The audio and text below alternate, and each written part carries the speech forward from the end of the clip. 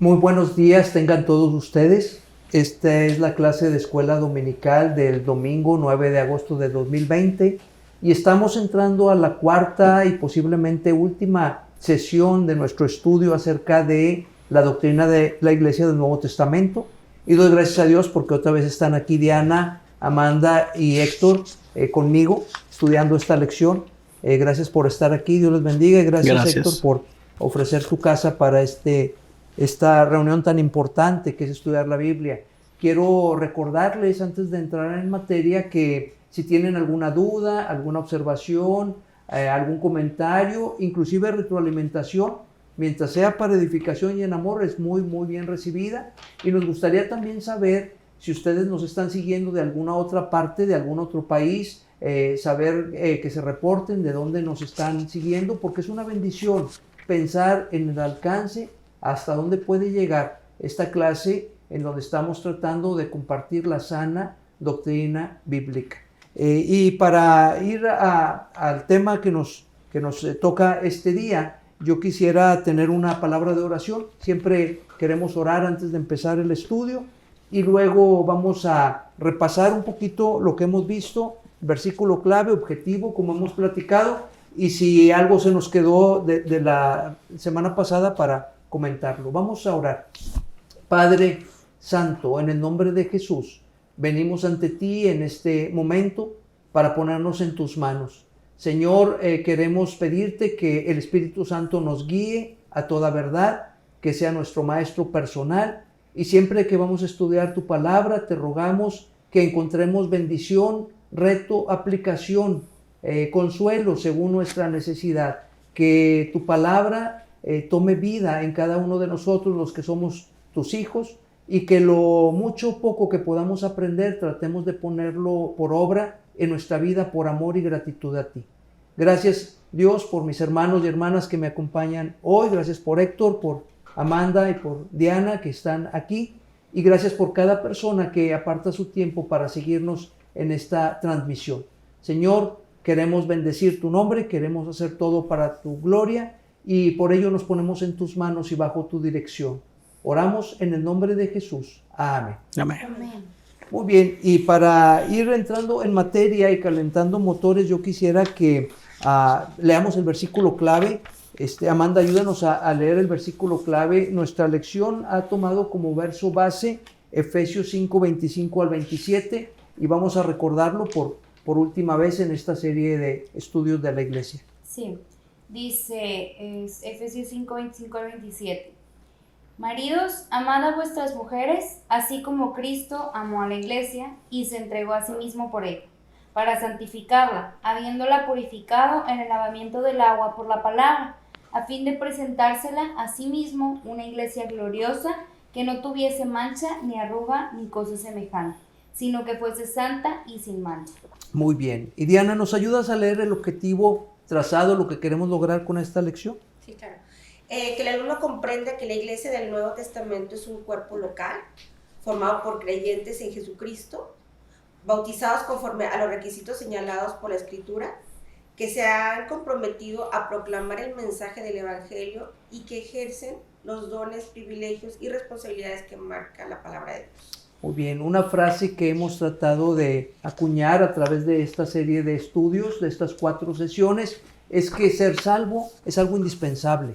Ser salvo es indispensable para todo ser humano, pero ser parte de una iglesia verdadera, una iglesia bíblica, una iglesia del Nuevo Testamento, es algo inmejorable, es una posición aquí y para la eternidad que no podría ser mejor en el Señor. Y solamente quisiera recordarles antes de ir más allá lo que hemos venido viendo, ¿verdad? ¿Se acuerdan? Hablamos de la definición de la iglesia en la parte de la introducción, hablamos del origen y de la naturaleza de la iglesia, que son las características. La semana pasada estuvimos hablando de la autoridad de la iglesia y nos quedamos platicando un poco acerca del gobierno de la iglesia, y fue donde se nos terminó el tiempo. Así es de que yo quisiera que retomemos allí en la parte del gobierno de la iglesia, pero si se quedaron alguien con algún tema pendiente, podemos platicarlo, aunque sea de manera puntual.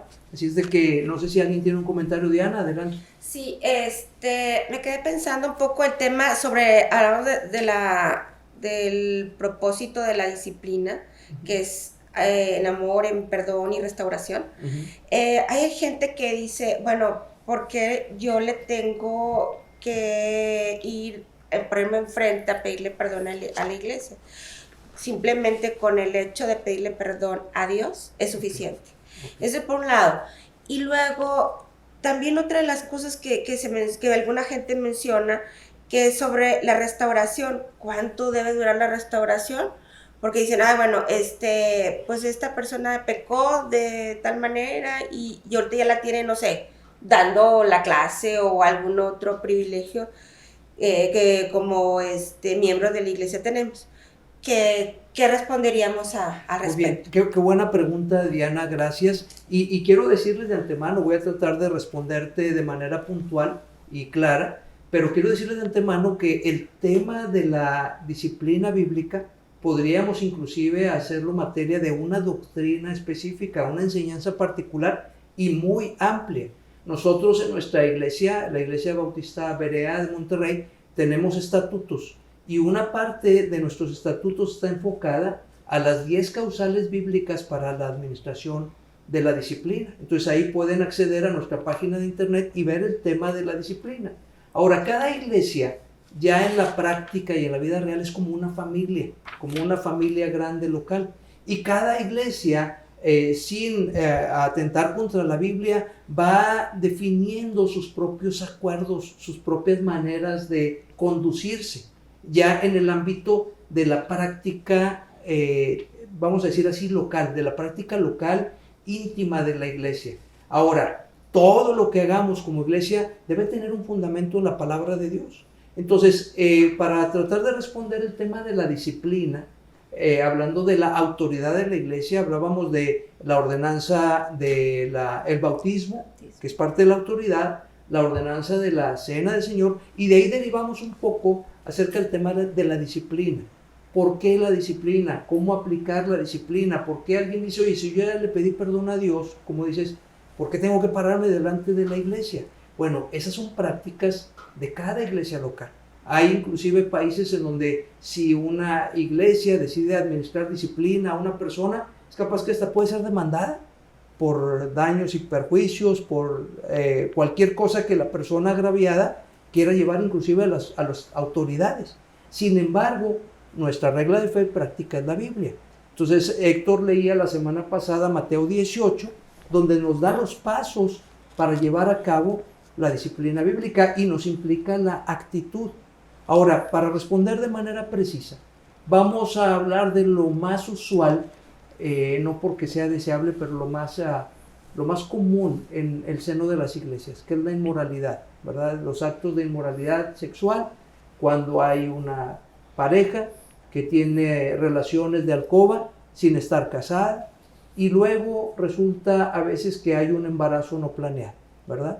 Nuestra práctica en la iglesia es que se exhorta a las parejas en este caso, o a la dama que resulta embarazada, a comparecer delante de la iglesia y a decir, quiero pedir perdón.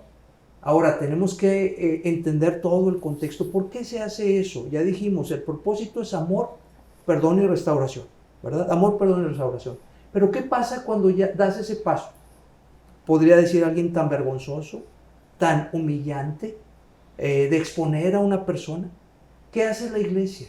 La iglesia, para empezar, se vuelca en proteger a esa persona que ha caído en ese pecado.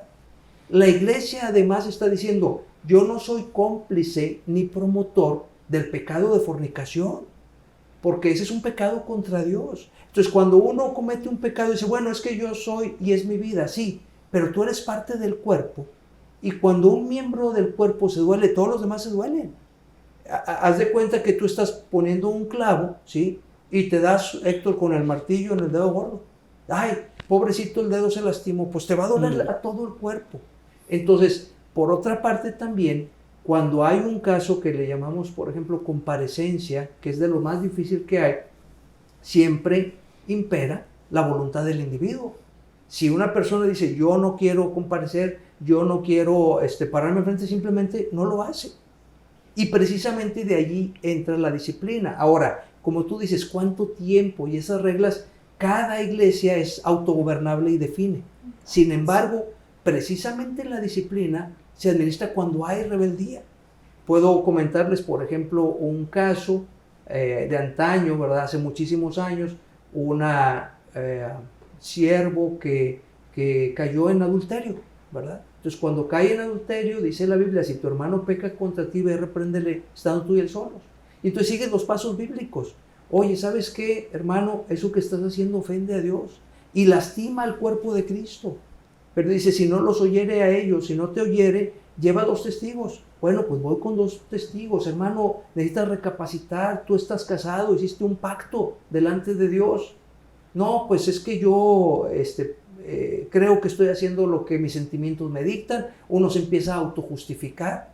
Entonces, cuando la persona no quiere recapacitar, entonces se lleva a la autoridad de la iglesia y se recomienda disciplina para aquel que está en rebeldía.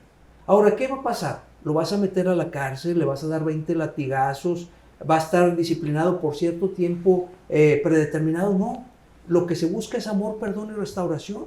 Entonces, una persona se disciplina cuando está en rebeldía. Pero cuando una persona, vamos al caso anterior, de una persona que comete inmoralidad sexual, viene, pide perdón a la iglesia. ¿Qué hace la iglesia?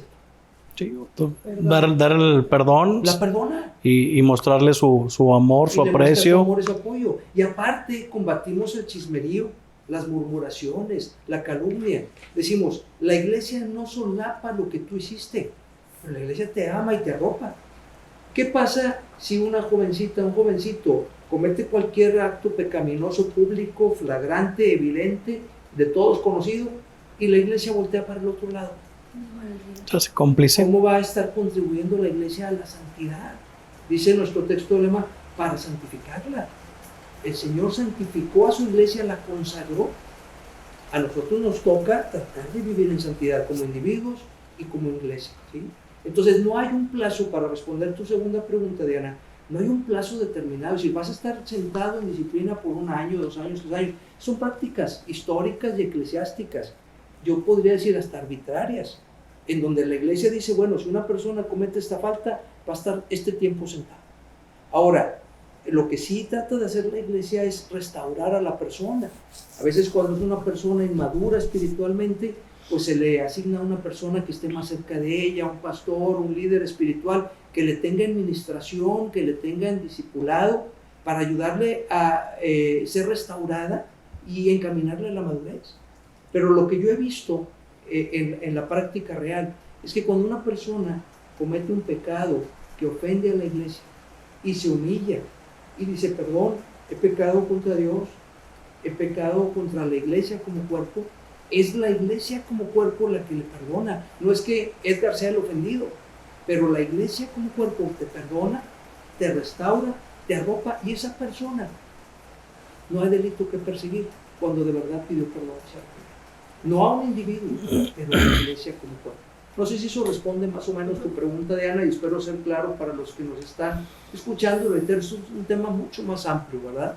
No estamos hablando de la disciplina, pero sí la parte de la disciplina está incluida en la autoridad eclesiástica. Es la iglesia la que disciplina para amor, perdón y restauración, y para santidad de la iglesia.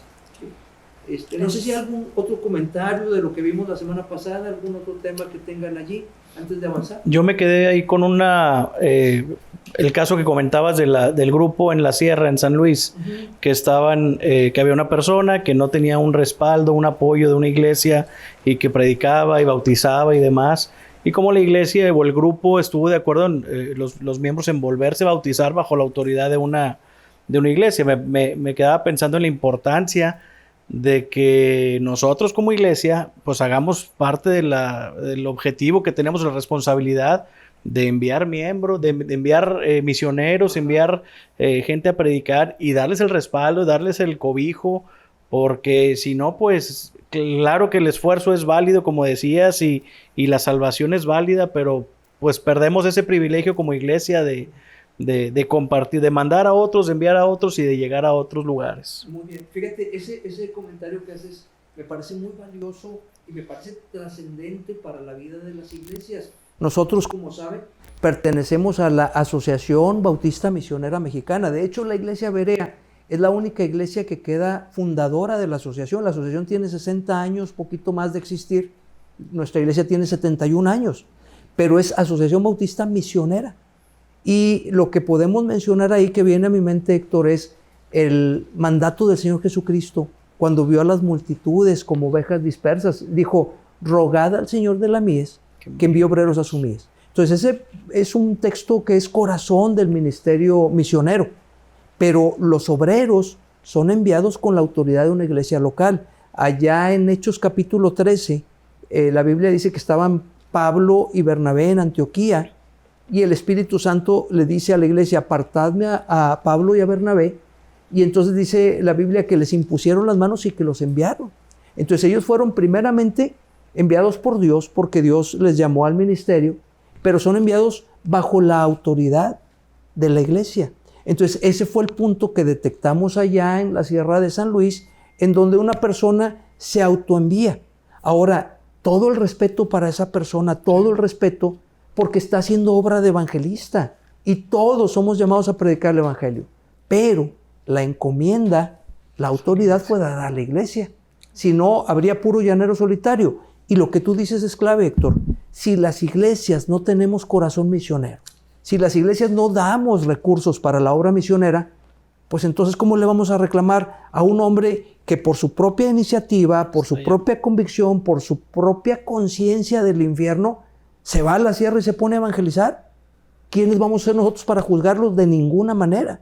Sin embargo, cuando esa persona ya se atribuye facultades que son dadas a la iglesia, es decir, bautizar, pues ya estás creando tu propia grupo religioso bajo tu nombre y bajo tu autoridad. Eso ya se sale del orden bíblico eclesiástico.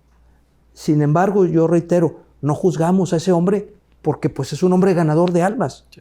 Lo que sí queremos es actuar y hacer la voluntad de Dios, subrayo esto, a la manera de Dios. O sea, no es decir, es que yo estoy actuando de corazón. Sí, tú puedes actuar de buen corazón, pero estar sinceramente equivocado, como muchos grupos religiosos. Entonces se trata de actuar siempre en apego a la palabra de Dios. Y Dios, en la persona de Jesucristo, dio autoridad a la iglesia. ¿Sí? Muy valiosos comentarios, muchas gracias. Vamos ahora, ¿qué les parece si vamos a la parte, estábamos viendo la semana pasada el gobierno de la iglesia y llegamos hasta la pregunta número 9, ¿verdad? Entonces vamos a retomar de allí. Estábamos dice la pregunta 9, ¿en qué eventos se manifiesta la autoridad de la iglesia local en el Nuevo Testamento? Y en la respuesta sugerida hay 4 eventos. Para los que tienen el material de estudio, hay 4 eventos ahí en la pregunta 9 que se mencionan. No solamente son esos 4, pero hay 4 principales, podemos decir. Y uno de ellos nos comentabas tú mismo, Héctor. Ajá, que era que elegían sus propios oficiales. Ok. Y hablábamos del ejemplo que viene ahí en Hechos 1:26, okay, que dice, y les echaron suertes, y la suerte cayó sobre Matías, y fue contado con los 11 apóstoles. Ok, esa decíamos que es propiamente la que identificamos como una primera sesión de negocios, ¿verdad? Al menos ahí plasmada en la Biblia. Y luego el otro pasaje era el de Hechos 6, ¿verdad? Ajá, 6 del 1 al 3, que dice, en aquellos días, como creciera el número de los discípulos, hubo murmuración de los griegos contra los hebreos, de que las viudas de aquellos eran desatendidas en la distribución diaria. Entonces los 12 convocaron a la multitud de los discípulos y dijeron, no es justo que nosotros dejemos la palabra de Dios para servir a las mesas. Buscad pues, hermanos, de entre vosotros, a 7 varones de buen testimonio, llenos del Espíritu Santo y de sabiduría, a quienes encarguemos de este trabajo. Fíjense qué interesante ese pasaje, ¿verdad? Porque habla de que hay una problemática, hay murmuración, y vienen los griegos y reclaman porque están siendo desatendidas las viudas, y cómo otra vez se levanta el liderazgo en la iglesia, y ven el problema, definen el perfil del servidor, y van a servir a las mesas, y aún así dice que deben ser varones llenos del Espíritu Santo, de buen testimonio, etcétera, para servir a las mesas. Entonces imagínense lo valioso que es servir en el seno de la iglesia local, de esta institución divina. Y de manera también para destacar es el hecho de que son griegos a los que nombran. Son griegos para resolver el problema que detectan los griegos. Y ahí viene la figura de los diáconos y vemos otra sesión de negocios. Se plantea el problema y la congregación es la que nombra en este caso, los diáconos. Ahora, sigue ahí en las respuestas de la 9, el inciso B, Diana, si lo quieres leer, que es lo que tú comentabas hace rato. Ejercían disciplina en la iglesia, 1 Corintios 5:13. Ok, y Mateo 18:15 al 17. Okay. Si tú quieres, vamos a obviar esos textos, porque ya estuvimos hablando un ratito de la disciplina, ¿verdad? Tiene que ver con la autoridad, tiene que ver con el gobierno de la iglesia. Y luego, no sé si, Amanda, ¿quieres leer el inciso C? Sí, dice, resolvían los problemas entre los miembros. Ok. Y eso viene en 1 Corintios 6, del 1 al 5. Primera a los Corintios 6, del 1 al 5. ¿Tienes ese texto? No sé si alguien lo tiene. Que lo podamos leer. ¿Osa alguno de vosotros, cuando tiene algo contra otro, ir a juicio delante de los injustos y no delante de los santos? ¿O no sabéis que los santos han de juzgar al mundo? Y si el mundo ha de ser juzgado por vosotros, ¿sois indignos de juzgar cosas muy pequeñas? ¿O no sabéis que hemos de juzgar a los ángeles? ¿Cuánto más las cosas de esta vida? Si pues tenéis juicio sobre cosas de esta vida, ponéis para juzgar a los que son de menor estima en la iglesia. Para avergonzaros lo digo, pues que no hay entre vosotros sabio, ni aun uno que pueda juzgar entre sus hermanos, sino que el hermano con el hermano pleitea en juicio, y esto ante los incrédulos. Qué fuerte palabra, ¿verdad? Sabemos que la primera carta de Pablo a los Corintios es una carta correctiva. Es una carta correctiva. Y aquí Pablo les está haciendo una confrontación. Más o menos, ¿qué te deja el pasaje, Amanda? ¿Sí le pudiste poner un poquito de atención? Más o menos. Pues... ¿Cuál será el llamado? ¿Cuál será el llamado que hace Pablo ahí o el regaño a la iglesia? ¿Qué se les ocurre? Pues que no se juzgaran unos a otros, o sea, que fueran, o sea, trataran de resolver sus problemas bien y no pues en problemarse por estar juzgando, ¿no? Más o menos, por ahí tienes la idea, pero va un poquito más allá. O sea, está hablando de, te ponemos hasta ahorita un 50, ¿verdad? Que se arreglen entre ellos, pero nos falta el otro 50. Que haya alguien que pueda mediar entre ellos, el tratar de definir, pues, cuál es la situación, definir el responsable en un momento dado y arreglar, conciliar las cosas entre ellos. Todo en el seno de la iglesia. De la iglesia. Ese es el punto clave aquí. Parecería que de repente había una diferencia entre los miembros de la iglesia en Corinto y se iban a los tribunales. ¿Sabes qué? Yo te voy a demandar. Y se iban a juicio los hermanos en Cristo, parte del mismo cuerpo local. Imagínense yendo a los tribunales seculares para dirimir sus controversias. Es lo que Pablo dice, pues esto está mal.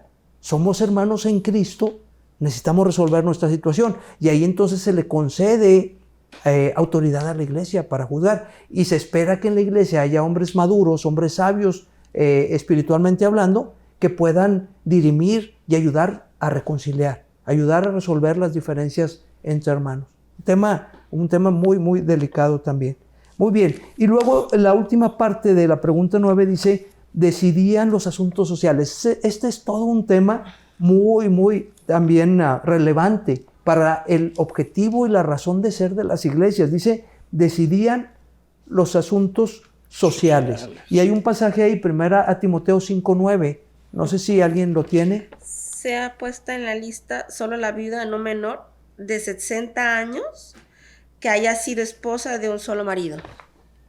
Qué interesante pasaje. Sea puesta en la lista la viuda no menor de 60 años. ¿Sí? Puesta en la lista. Pablo le escribe a Timoteo esta carta pastoral y le da instrucciones para ejercer el ministerio del pastorado. Pero eso de que sea puesta en la lista la viuda, ¿a qué te suena, Diana? ¿Qué entiendes de ese pasaje?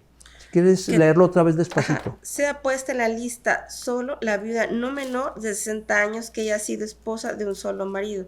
Pues que tenga experiencia y que tenga buen testimonio. Ok, podemos hablar de experiencia y buen testimonio, pero ¿para qué sería esa lista? ¿De qué estamos hablando?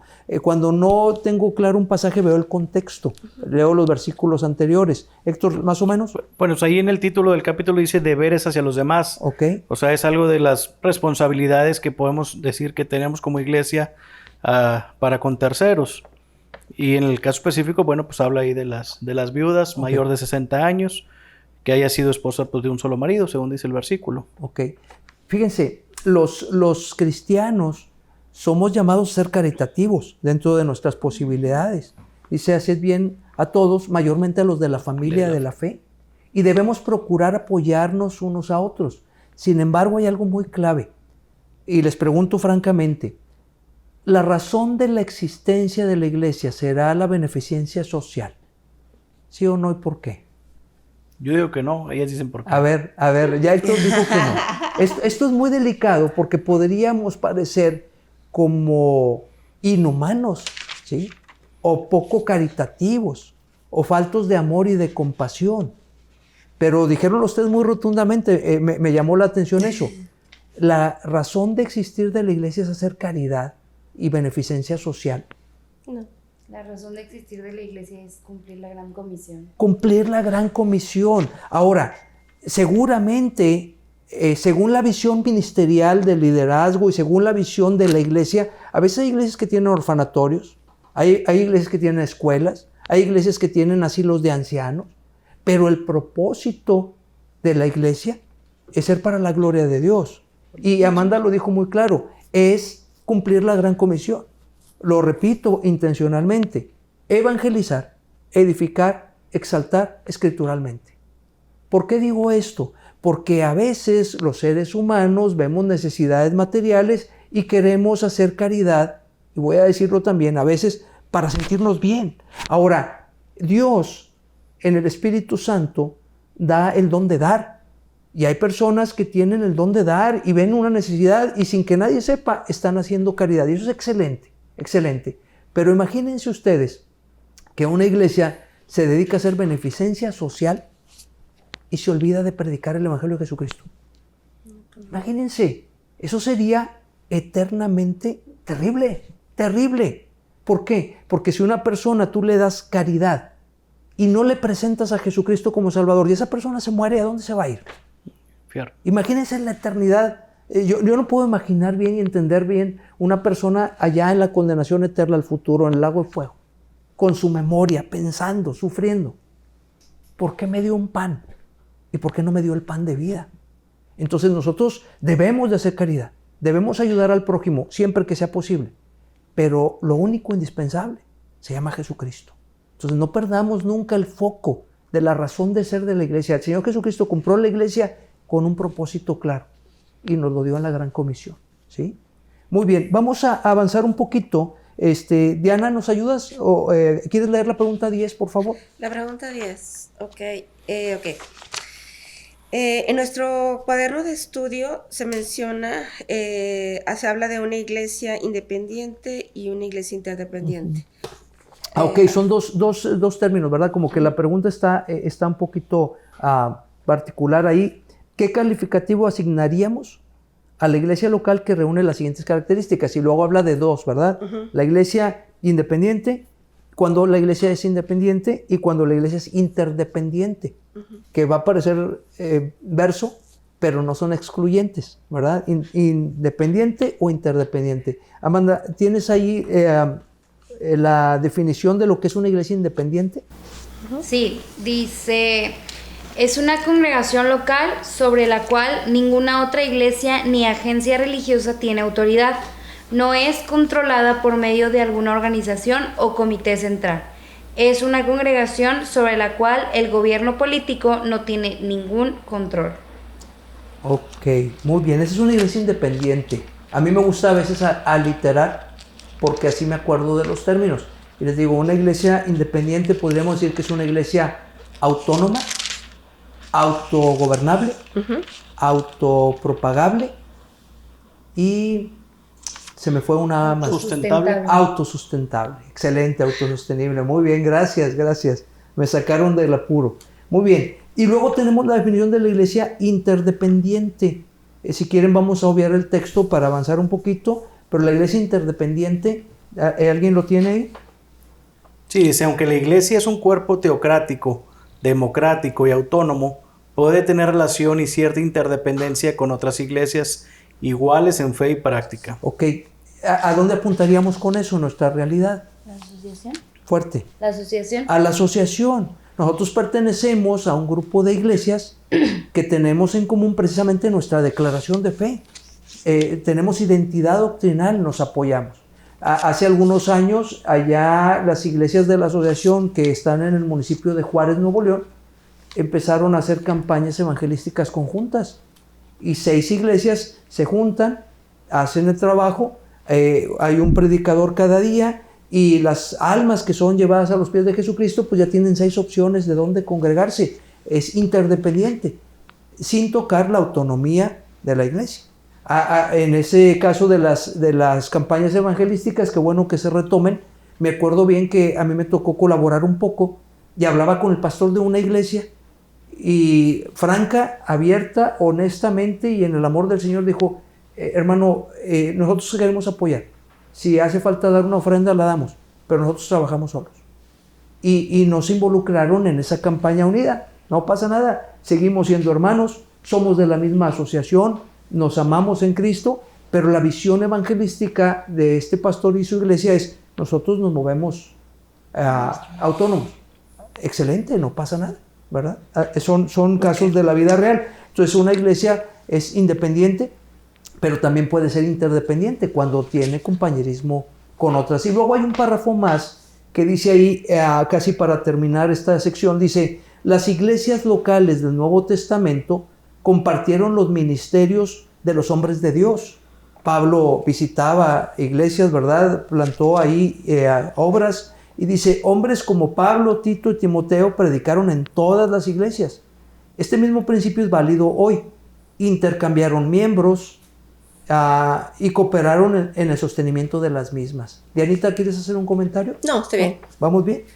Tenemos ahí los pasajes de apoyo, ¿verdad? Por ejemplo, Pablo le escribe a los filipenses y les agradece y les reconoce que revivieron su apoyo económico, ¿verdad? Muchas gracias por apoyarme.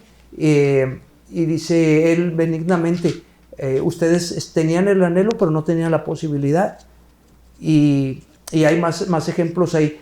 ¿Quieren citar alguno de los pasajes de apoyo? Si tienen algo. Pues aquí está Romanos 16:1 que dice, os recomiendo además nuestra hermana Febe, la cual es diaconisa de la iglesia en Cencrea. Muy bien. Ok. Es el recomendar a una persona que estaba en un lugar y ahora va a radicar en otro. Y ahí vemos un destello de lo que nosotros manejamos, el intercambio de cartas de membresía, ¿verdad? Muy bien. Muy interesante. Y el otro es Colosenses 4:10. Ajá. Que dice, Aristarco, mi compañero de prisiones, os saluda, y Marcos, el sobrino de Bernabé, acerca del cual habéis recibido mandamientos, si fuere a vosotros, recibidle. Muy bien. Ahí vemos una carta, podríamos decir como que de recomendación, ¿verdad? Muy bien. Y así llegamos a casi la última sección de nuestro estudio, que es la perpetuidad de la iglesia, la perpetuidad de la iglesia. El Dios eterno, en la persona de Jesucristo, instituyó la iglesia del Nuevo Testamento para este periodo histórico y para toda la eternidad. Para toda la eternidad. Así es de que vamos a entrar a esta última sección y no sé si alguien quiere ayudarme a leer la pregunta número 11. Sí, dice, ¿qué es lo que prometió el Señor Jesús a su iglesia? Muy bien. Mateo 16:18 y 28 al 20. 16:18 dice, y yo también te digo que tú eres Pedro y sobre esta roca edificaré mi iglesia y las puertas del Hades no prevalecerán contra ella. Y el siguiente versículo 28-20 dice, enseñándoles que guarden todas las cosas que os he mandado, y he aquí yo estoy con vosotros todos los días hasta el fin del mundo. Amén. Muy bien, tenemos ahí una respuesta sugerida con un tema muy profundo también, A ver si lo podemos tocar aunque sea brevemente. Dice, ¿qué es lo que prometió el Señor Jesús a su iglesia? ¿Qué le prometió a la iglesia? No sé si alguien quiere comentar ahí espontáneamente o siguiendo la respuesta. Diana. El Señor Jesús declaró que su iglesia continuaría a través de los siglos hasta el fin del mundo, así como que a las puertas del Hades no prevalecerán contra ella. Eso habla de la perpetuidad. Ya habíamos hablado que el Señor mora en nosotros. El Señor está en medio de su iglesia, de cada iglesia del Nuevo Testamento. Ahí está el Señor omnipresente, todopoderoso. Pero aparte habla de la perpetuidad. Es decir, mora en la iglesia y no va nunca a dejar la iglesia. Y vean qué interesante que dice en Mateo 16:18, las puertas del Hades o del Hades no prevalecerán contra ella. Ese término Hades, ¿alguien se acuerda qué significa? El Hades. ¿Fuerte, Amanda? Lugar de los muertos. El lugar de muertos. Ese término es muy peculiar, hay distintas posturas al respecto, pero permítanme comentárselos, aunque sea brevemente.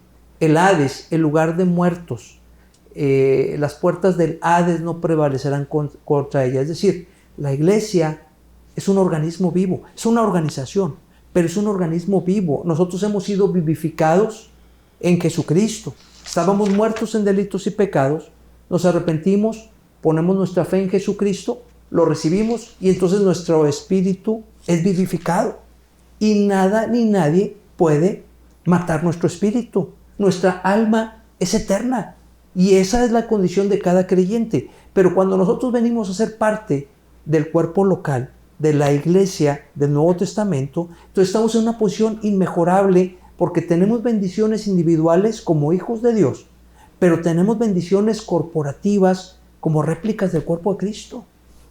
Y Cristo entonces ha dicho que las puertas del Hades no prevalecerán contra ella. Nos duele la partida de seres amados. Recientemente hemos estado experimentando ese desprendimiento temporal y cada uno lo sufrimos de manera muy, muy íntima.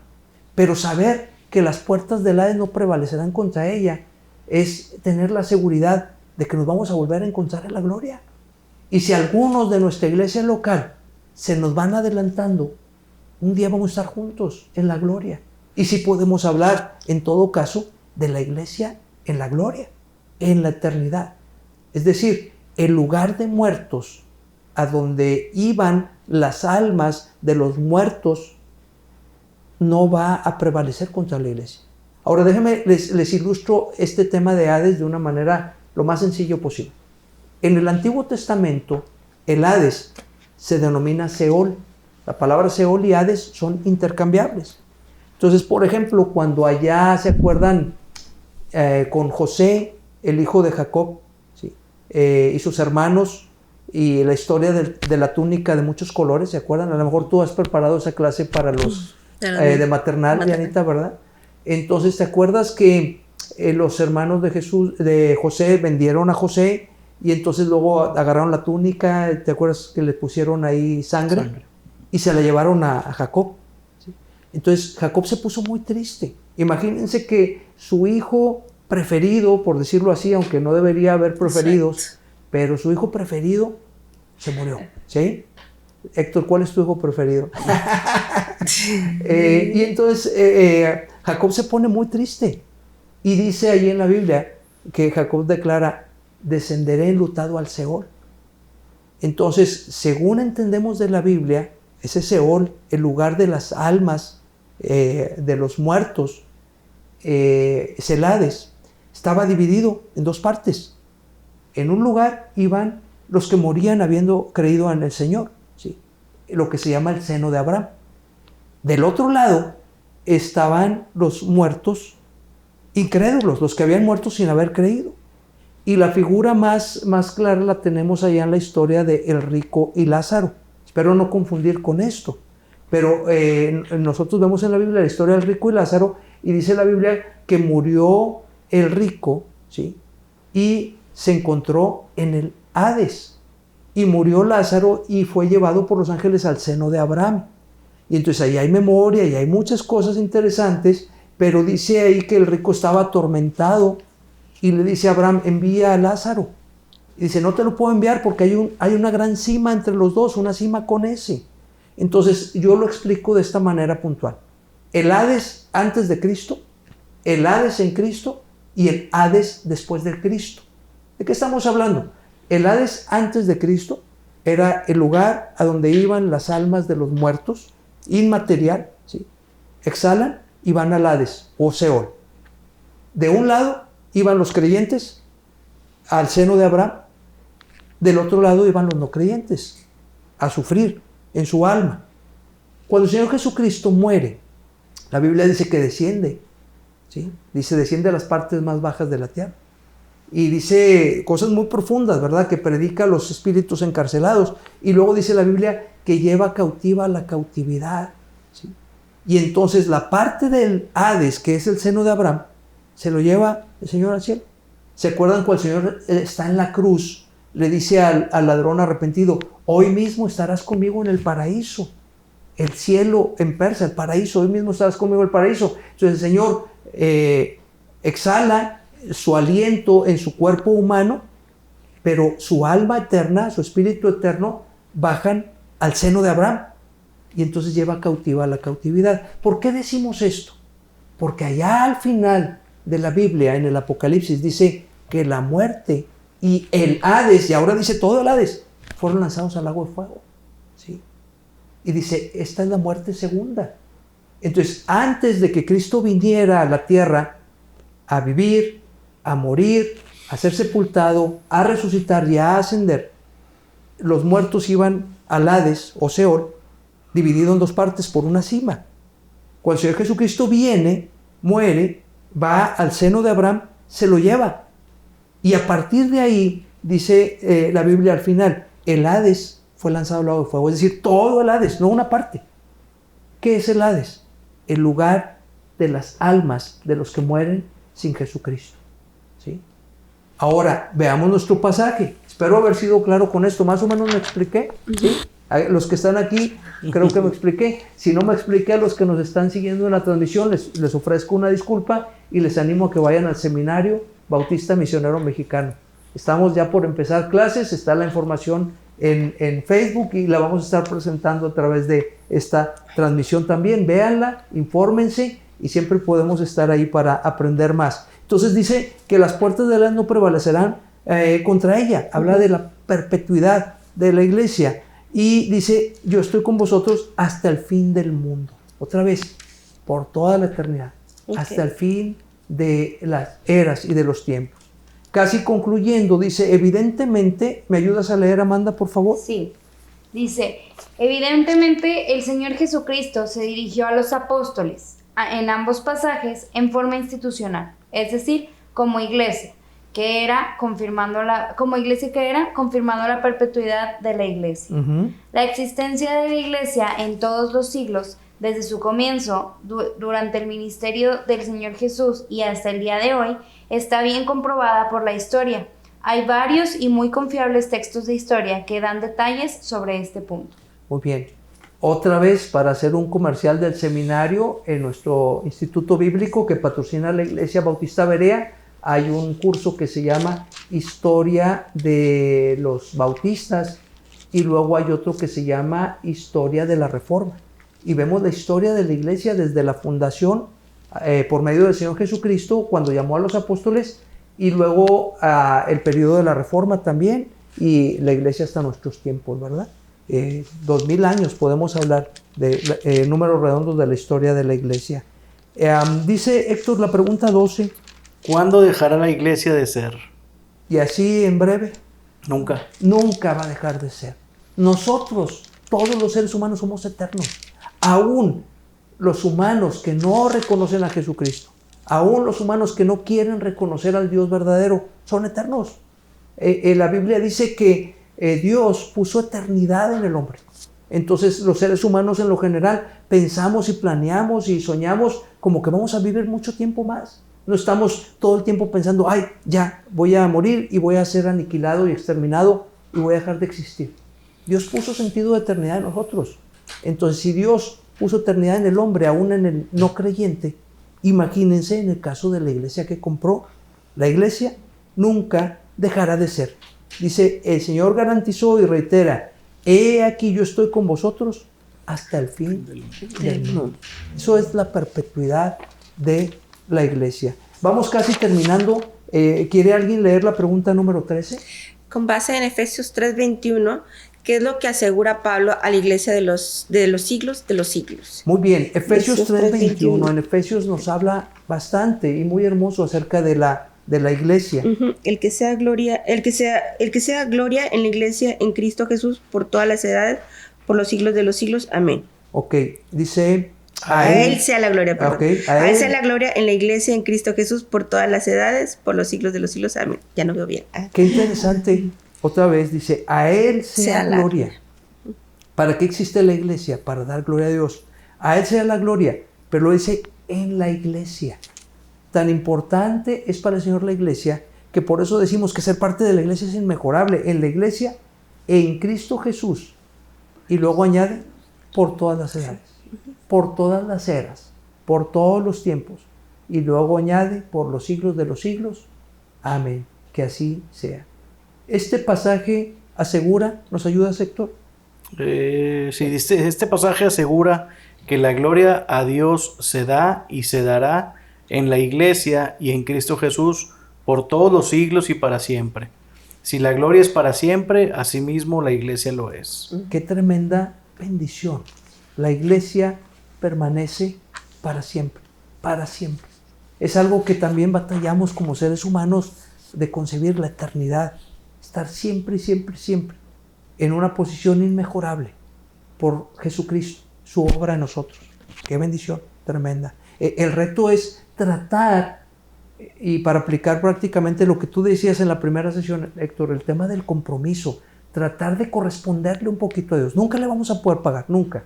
Pero el ratito que estamos aquí en la tierra, tratar de vivir para Él, tratar de comprometernos con Él y por ende con la iglesia donde Él nos ha puesto. ¿Sí? Llegamos a la parte de la aplicación final y hay 5 planteamientos que son un poquito como de repaso. ¿Qué les parece si vamos viendo cada quien uno? Y se conteste brevemente las siguientes preguntas, como ustedes gusten y van comentando. Número 1. ¿Cuándo se originó la iglesia del Nuevo Testamento? Ok, ¿cuándo se originó la iglesia del Nuevo Testamento? Durante el ministerio del Señor Jesucristo. Durante el ministerio del Señor Jesucristo. La gran mayoría de los cristianos dicen Pentecostés y algunas otras cosas más raras en el Antiguo Testamento. Bueno, nosotros creemos por la Biblia, por lo que hemos estudiado en estas 4 sesiones, que la iglesia la fundó Jesucristo en su ministerio terrenal. La número 2. Dice, ¿cuál es la forma de gobierno de la iglesia del Señor Jesucristo? Congregacional y autónoma. Congregacional y autónoma. Teocrática y bíblica. Podemos decir también, ¿verdad? Para amarrar bien. Número 3, Héctor, para ir ahí en Sí, turno. ¿cuáles son las 2 ordenanzas que el Señor dejó a su iglesia? El bautismo y la cena del Señor. Muy bien, y esos no se pierdan los próximos clases de escuela dominical porque precisamente vamos a ver el bautismo, otro hermano va a impartir la clase con otro grupo de hermanos y luego vamos a ver la cena del Señor. Son 24 artículos de fe, estamos justo a la mitad, así es de que tenemos mucho todavía camino por recorrer y estudiar. Bautismo y cena del Señor. Luego dice, ¿cuál es la meta de la iglesia en el mundo incrédulo? Y la respuesta es, la iglesia debe ir por todo el mundo y propagar las buenas nuevas de Jesucristo. ¿Qué diríamos, Amanda, en pocas palabras? Evangelizar. Cumplir la gran comisión. También. Muy bien, apenas está Amanda aprendiéndose las 4 E's y le cambió la jugada. ¿Sí? Okay. Muy bien, la última, Amanda, tú misma. Dice, según la descripción de la doctrina de la iglesia, ¿cuáles son los únicos oficiales bíblicamente hablando? El pastor y los diáconos. Ese es todo un tema. Pastor, obispo, anciano. Diácono. Y pastor, obispo y anciano son palabras intercambiables, ¿verdad? Y los diáconos que son servidores. Igualmente, Timoteo, Tito habla bastante de eso y es lo que nos enseña la palabra de Dios. No sé si estamos concluyendo, si hay alguna pregunta, algún comentario. Sobre todo me gustaría, ya que llegamos a esta última sesión, a llamarles un poquito a algún aprendizaje, algo que digas, oye, esto a mí me queda como principal de lo que hemos platicado? Sobre todo para que dices, ¿cuánto tiempo pasas en la iglesia, no? ¿Qué es la iglesia? Entonces es importante conocer todo el propósito, todas las características, y para poder contestarle a quien sea. Estamos mucho tiempo en la iglesia porque hacemos compañerismo, porque nos capacitan para evangelizar, y para ser de gozo para Dios. Tener comunión unos con otros, ¿verdad? Sí, a veces los vecinos cuando dicen, oye, ¿te vas el domingo todo el día a la iglesia? Pues, ¿qué te dan ahí o qué? Pues vas a fortalecerte espiritualmente, ¿sí? Es un privilegio y una bendición. ¿Algo más que tengan en mente de lo que hemos platicado? Pues le voy a robar el suyo a mi tío Héctor. Antes lo digo yo primero. Del compromiso, ¿no? Sí, es bien importante saber bien qué es la iglesia, cómo funciona el gobierno y todo lo que conlleva, porque es como decía aquí Diana, que mucha gente no lo entiende. Dice, o sea, ¿y tú por qué le dedicas todas tus vacaciones a la iglesia, no? En los campamentos, o tú por qué no sales los domingos, o no sales los sábados en la noche porque en los domingos te tienes que levantar, porque como que mucha gente podría pensar que es mucho sacrificio, y ¿por qué? Entonces es muy importante el saber todo lo que conlleva, todo lo que es la iglesia como tal, que es una institución del Señor Jesucristo, claro, directamente, claro, que es que Dios nos manda, por medio de la palabra nos enseñan que es importante congregarte, que es importante estar, ahí, claro. Y pues, como decían, es devolverle tantito. Nunca le vamos a pagar a Jesús lo que hizo por nosotros, claro, pero devolverle tantito, cumplir la gran comisión, los mandatos y las ordenanzas que Dios nos deja. Entonces sí es importante saber todo el background, toda la parte, todo lo que conlleva para poder decir, pues yo estoy comprometida por esto. Sí. No es un hobby, no, sí, es un, es que ahí están mis amigos. Es, sí, por Dios, por Jesús y, sí, por... A mí me gusta, mientras piensas, Héctor, lo que quieras comentarnos para cerrar, a mí me gusta mucho pensar en la fogata. Nosotros estamos muy familiarizados con las fogatas por 4 o 5 campamentos por año, en donde siempre tenemos un culto de fogata. Un leñito que se separa de la fogata, se apaga, se enfría. Pero un leño que permanece unido a la fogata, permanece dando luz y permanece dando calor.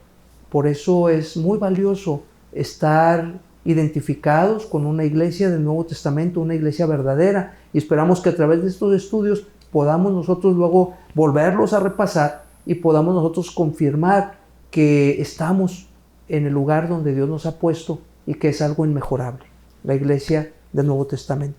Héctor, ¿algo más? Sí, pues para terminar nada más dándole otra vez, repitiendo el objetivo, uh-huh, que era de esta clase, uh-huh, que dice que el alumno comprenda que la iglesia del Nuevo Testamento es un cuerpo local formado por creyentes en Jesucristo, bautizados conforme a los requisitos señalados por la Escritura, que se han comprometido a proclamar el mensaje del Evangelio y que ejercen los dones, privilegios y responsabilidades que marca la palabra de Dios. Entonces, pues nosotros como miembros, pues ya pasamos los primeros 2 pasos de este objetivo, que es de la iglesia del Nuevo Testamento. Ok, quizá tengamos hermanos que son creyentes, que aún no han sido bautizados, ok, pues que podamos tomar ese siguiente paso, que implica el bautismo, como lo tuvimos ya hace algunas semanas, pero lo que sigue después de eso es comprometernos. Y ya que nos comprometemos, ahora sí, ejercer los dones, privilegios y responsabilidades. Y como dice Amanda, significa decisión, dedicación, compromiso, tiempo, y que estemos dispuestos a hacerlos por la gratitud de lo que Dios ha hecho en nuestras vidas. Sí, pensando en eso que dices, Héctor, viene a mi mente el otro lado. Jesucristo compró a la iglesia con su sangre. Él verdaderamente se sacrificó. Así es que la pregunta para reflexionar es, ¿cuánto valoro yo la iglesia? Porque tal vez yo estoy menospreciando la iglesia. Pienso que es un club social, que es un punto de reunión rutinario. Pienso que es el edificio físico, que gracias a Dios por las instalaciones que nos permite tener, sin duda. Pero la iglesia somos cada persona que conformamos juntos el cuerpo de Cristo. No debemos menospreciar la iglesia del Señor. Vamos a orar para terminar y gracias a todos por su atención, su compañía. Padre, te damos muchas gracias por tu palabra, que es viva y eficaz y más cortante que toda espada de dos filos. Señor, perdónanos si algunos de nosotros hemos menospreciado el cuerpo de Cristo, esta institución divina que tú estableciste para este tiempo histórico. Señor, ayúdanos a cada uno a revalorar tu iglesia, a agradecer porque formamos parte de una iglesia verdadera y, como hemos estudiado a través de estas lecciones, a cumplir nuestro rol para tu gloria, a comprometernos cada día con ella en todo sentido y a tener claro cuál es el propósito por el cual tú estableciste la iglesia, para cumplir la gran comisión, para alcanzar a las personas con el Evangelio de Jesucristo, para edificarnos y protegernos unos a otros en amor y principalmente para exaltarte a ti, para exaltar tu nombre de manera escritural. Bendito sea, Señor. Gracias por cada persona que nos ha acompañado a través de este estudio y te damos toda la honra, toda la gloria y toda la gratitud en el nombre de Jesús. Amén. Amén. Muchas gracias.